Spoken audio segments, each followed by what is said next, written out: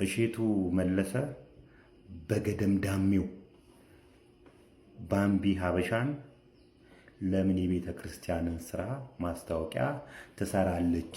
እኛ ቅዱሳኑ ያለን አይነት ወይም ደግሞ ቅዱሳኖች እያሉ ማስታወቂያ የሚሰሩ ቅዱሳኖች እያሉ ለምን እርኩሳን ይሰራሉ የምትመስል አስተያየት ሰጥቷል። እንግዲህ ይሄ ከምን ይመነጫል መሰላችሁ? ቤተ ክርስቲያንን ደጋግሞ ከመዝረፍ፣ ከቤተ ክርስቲያን ደጋግሞ ኮሚሽን ከመብላት፣ ቤተ ክርስቲያን ደጋግሞ ከመሄድ የተነሳ ኢየሱስ አጎታቸው ይመስላቸዋል። ቤተ ክርስቲያን ደግሞ ያጎታቸው ቤት ይመስላቸዋል። ስለዚህ በአጎታቸው ቤት ደስ ያላቸው ሰው ይገባል። እነሱ ቅዱሳን የሚሉት እርኩሳን ወደዛ አይጠጋም፣ በእነሱ መስፈርት ማለት ነው። ሲጀምር ቤተ ክርስቲያን የሃይማኖት ተቋማት የሚቋቋሙት እኮ ለቅዱሳን አይደለም። እንደዚህ አይነት በአንተ ንግግር መሰረት መስፈርቱን አያሟሉም የሚባሉ ሰዎችን ወደ ቤተ ክርስቲያን እንዲመጡና እንዲጠጉ፣ የክርስቶስን ስራ እንዲሰሩ፣ የክርስቶስን ባህሪያት እንዲይዙ ነው። አንተ ባምቢ ሀበሻ እንደዛ አይደለችም ብለህ ካሰብክ ወደ ቤተ ክርስቲያን አስጠግተዋት የቤተ ክርስቲያንን ነገር ቢያስተምሯት፣ እሷም የቤተ ክርስቲያን ማስታወቂያ ብትሰራ ምንድነው ኃጢአቱ ነው? ለዚህ እኮ ነው ብዙ ሰዎች ቤተ ክርስቲያን የሚመሿት። እኔ ኃጢአተኛ ከሆንኩ ወደ ቤተ ክርስቲያን እንድመጣ መገፋት ነው ያለብኝ እንጂ ከቤተ ክርስቲያን እንድርቅ በእንዳንተ አይነት ንግግር ማለት ነው። የግድ አንተ ነህ ኮሚሽን የምትበላው ሰውዬ፣ ደጋግመህ ኮሚሽን የበላ ሰውዬ አንተ ነህ ወደ ቤተ ክርስቲያን መሄድ ያለብህ።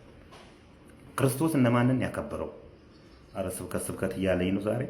እነማንን ያከበረው እንዴ? ረጃጅሞቹን እኮ አይደለም ቁመታቸው ከሩቅ ክርስቶስ መምጣቱን የሚያውቁት ሰዎችን አይደለም እኮ፣ አጭሩን ሰው እኮ ነው መርጦ እቤትህ እራት እንብላ ከቤተሰቦች ጋር እንደ ልብ ታየኛለህ ያለው። እንዴ ከእናንተ መካከል ኃጢአት የሌለበት ሰው መጥቶ ይውገራት ያለው እኮ ቅዱሳን ሴትን አይደለም እኮ። እግሩ ላይ ሽቶ የቀባችሁን እናንተ ምን አረጋችሁ? የመጣው ክርስቶስ ወደ ምድር የመጣው እኮ ለአጽያን እንጂ ለጻድቃን አይደለም። አቶ ሼቱ ምን እያልክ ነው? ስለዚህ ቤተ ክርስቲያን የሥነ ምግባር ማስተማሪያ ቦታ ነች። ከቤተ ክርስቲያን የሸሹ ሰዎችን መመለሻ ቦታ ነች። በእርግጥ ያቺ ልጅ ሸሽታ ወይም ደግሞ የቤተ ክርስቲያንን መስፈርት የማታሟላ ከሆነ መስፈርቱን ስለማላቀው ነው። መስፈርቱን የምታወጣው አንተ አይደለህም። ኑ ወደዛው ቤተ ክርስቲያን መምጣት አለባቸው። ሁሉም የክርስቶስ ልጆች ስለሆኑ ማለት ነው። ስነ ምግባርም መማር አለባቸው። ቅዱስ የሆኑትማ ቅዱስ ናቸው። በቃ አለቀ እኮ። መምጣት ያለበት እንዳውም በስነ ምግባራቸው ትክክል አይደሉም የተባሉ ሰዎች ናቸው ወደ ቤተ ክርስቲያን መምጣት ያለባቸው። አንተና አንተን የመሰሉ ሰዎች ግን ተደጋግሞ ቤተ ክርስቲያንን ከመብላታቸው የተነሳ ኢየሱስ አጎታቸው የሚመስላቸው ሰዎች እንደዚህ ሰዎችን ታረቃቸዋል።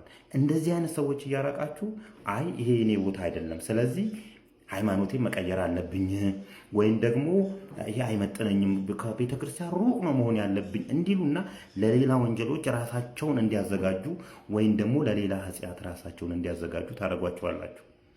የቤተ ክርስቲያን ጉልላት ላይ ያሉት የሰጎን እንቁላሎች ናቸው። ምን ማለት ነው? የሰጎን እንቁላል ለምንድነው ቤተ ክርስቲያን ላይ የሚደረገው?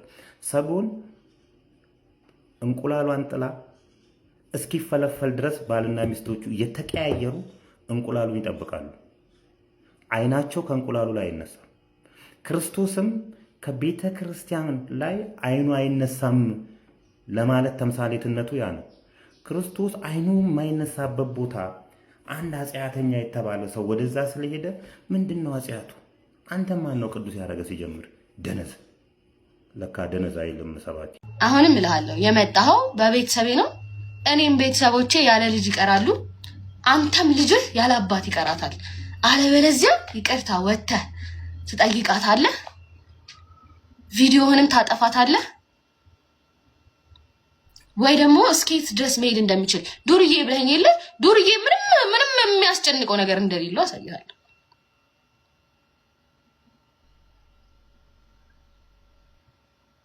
አሳይሃለሁ። እቺ ነው የምለው። ከዛ በተረፈ ከዛ በተረፈ እንግዲህ እግዚአብሔር ልቦናውን ይስጥህ። ሌላ ምን እልሃለሁ? አስመሳይ ነህ። እግዚአብሔር ልቦናውን ይስጥህ። ሰው ያርግህ። እንደውም እኔ እንደ ወላጆቼ እንደኔ አይነት ልጅ ስለሰጣቸው ሲሆን እግዚአብሔር አምላክ እንዳንተ ያንተ ልጅ ስላላረገኝ አመሰግናለሁ። እንኳን አንተ አባቴ አልሆንክ ለልጅህ አዝናለሁ። ነገ ልጅህ ችግር ውስጥ ቢገባ ቪዲዮ ሰርተህ ትደፋዋለህ። ባይ ዘ ወይ ቪዲዮ ትሰራበታለህ። አስሎንጋስ ገንዘብ እስካስገኘልህ ድረስ አንተ ለማንም አትመለስም። ልጅ ላይ ትሰራበታለህ አንተ ነገ ቪዲዮ። ስለዚህ እንደዚህ አይደረግም። ፈጣሪን አታታልልም። እሺ እኔ አባት አይ ዊሽ ልትመክረኝ ቢሆን እመቤቴን አክብሬ እንዴት እንደምሰማ እንዴት እንደማዳምጥህ አክብሬ። እስኪ አንተ እኔ ከባለ ሀብት ጋር መተኛ ትፈልጋለሁ ያልኩበትን አንድ ቪዲዮ አሳየኝ። ሰው ሁሉ ተናደደ እንደዛ ብላለች። አንተ የምታወራው ስለ አላሙዲን ቪዲዮ ነው። ማንም አልተናደደም። ሁሉም ቀልድ መሆኑ ገብቶት ስቆ ተጫውቶ ነው ያለፈው። ሁሉም እስካሁን ድረስ የሚወራ ቀልድ ነው። ባደዌ ማንም አንተ በምታስበው ልክ ያስተው የትኛውም ኢትዮጵያ የትኛውም ህዝብ የለም።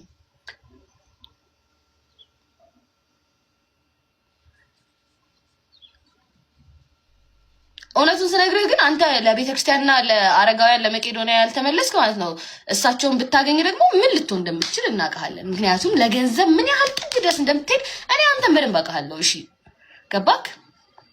እሺ በደንብ አውቃለሁ ማሪ።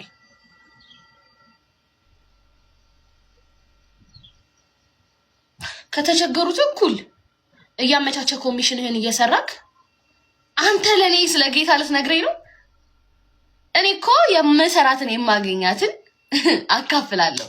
አየክ ቲክቶክ ላይ መጥተው እንደዚህ ተቸገርኩ ለሚሉኝ እህት ወንድሞቼ ሳልሰስት አካፍላለሁ። አንተ ግን ከተቸገረው ላይ ትካፈላለህ። ይሄ ነው ልዩነታችን። ታዲያ ፈጣሪ ከማን ጋር ነው የኔ ጌታ?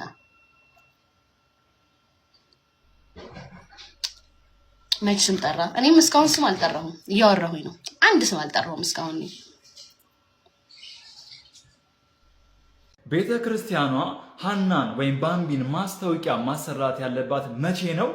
ሐና ከነበረኝ ስብዕና ለመውጣት ጉዞ ጀምሬያለሁ፣ ህዝቡ ከኔ ተማሩ፣ ወደ እግዚአብሔር ተመልሻለሁኝ፣ እግዚአብሔር ድንቅ ታምር አድርጎልኛል፣ ህይወቴን ቀይሮልኛል የሚል ነገር ለመናገር ከሆነ ቤተ ክርስቲያኗ ሐናን መጠቀሟ ትክክል ነው።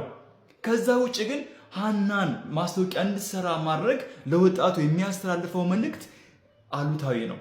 ምክንያቱም ስለ ስብዕናችሁ አያገባኝም፣ እንደፈለጋችሁ መሳደብ የፈለጋችሁትን ነገር ማድረግ ትችላላችሁ፣ ብቻ ተከታይ ካላችሁ መታችሁ ማስታወቂያ ትሰራላችሁ የሚለውን መልእክት ያስተላልፋል። ስብዕናን ይቀንሳል፣ ወጣቱን ያልሆነ አስተሳሰብ ውስጥ እንዲገባ ያደርጋል። አንድ እሱ ነው። ሌላው ነገር ቤተ ክርስቲያኗ መልካም ስብዕና ያለው ሰው በተጨማሪ ደግሞ ብዙ ተከታይ ቲክቶክ ላይ ያለው ሰው አታ ነው ወይ ሂደው ባምቢን ወይም ሐናን ማስታወቂያ ስሪልኝ ያሏት? ይህም በራሱ ጥያቄ ያስነሳል። ማስታወቂያ መስራት አልነበረባትም በሚለው መልእክቱ እሸቱ ትክክል ነው። የተሳሳተው ጨፍራ ቤተክርስቲያን መሄድ የለባትም የሚለው መልእክት ነው። ምክንያቱም የሰው ልጅ ሁለት ቤት አለው። ስጋዊ ቤታችን ምንኖርበት፣ ምንበላበት፣ ምንጠጣበት ቤት ሲሆን ሁለተኛው መንፈሳዊ ቤታችን ነው። ቤተክርስቲያን ወይም መስጊድ ሊሆን ይችላል። እዛ መንፈሳዊ ቤታችን የፈለግነውን ኃጢአት ልንሰራ እንችላለን፣ ሰው ልንገድል እንችላለን። በፈለግነው ጊዜ በፈለግነው ሰዓት የመሄድ መብት አለን። ምክንያቱም ቤታችን ነው። ምክንያቱም የአባታችን ቤት ነው። አትሂዱ አይባልም። የመሄድ መብት አለን።